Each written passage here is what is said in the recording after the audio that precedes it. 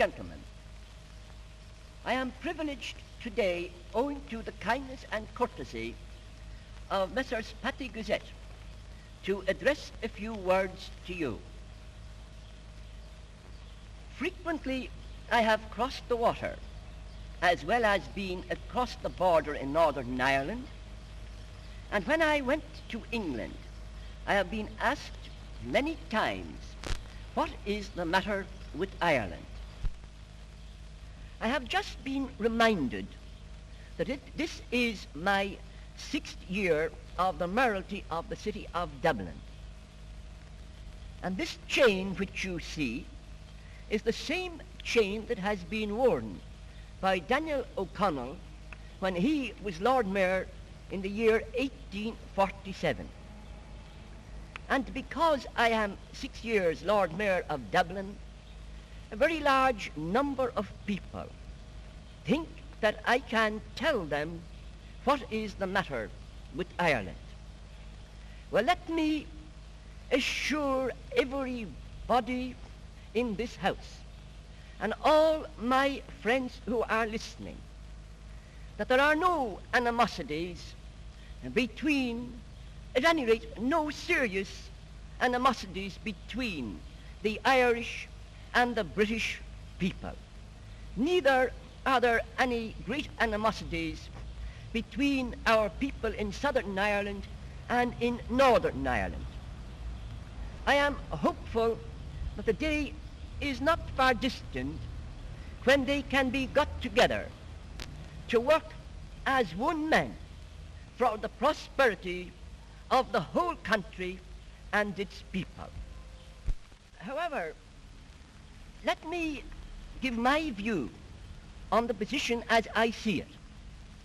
I cannot imagine prosperity that we all hope for coming to this country until, by agreement, that festering sore that is really a danger to our country as well as to England, I refer to the removal of the border between North and Southern Ireland.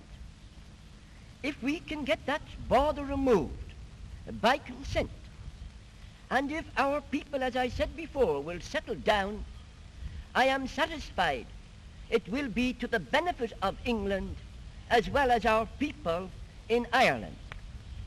It will be to our benefit because I think our politicians, our leaders of people, our public speakers, who in my mind are doing much harm to our country by abusing one another, by using language on public platforms that's not a credit to our country. You've often heard it yourselves, that if you chance to differ with a man who is aiming, as you are aiming, for the freedom of this country and for its betterment, if you do not agree with him, he shouts out the word traitor.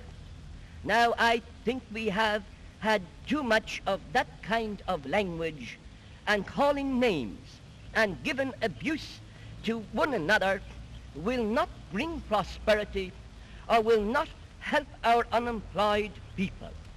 It should be all our aim to bring friendship between the peoples of Great Britain and Ireland, and then avail to the full of the markets that can be offered. And when that day comes, all the young men in Ireland who have left the land to go to towns and cities, they may be in a position to go back to the land and be provided with a decent means of living that you and I and all the people earnestly desire them to have. Now, if we hated one another a little less than what we do today, and if we did not exaggerate our admiration of those whom we agree with, and if we had a little less condemnation of our friends as well as our opponents, I think it would be to the advantage of the whole country. This little country of ours cannot continue to keep two parliaments with two big sets of officials going. And if I can be of the slightest service, now or at any time, in bringing peoples together that will remove that border, it will be the one ambition of my life. And as I said already to you, I hope the day is not far distant when they will get together and think of the unemployed and think of the future of the country, regardless of what it means to themselves in their public position.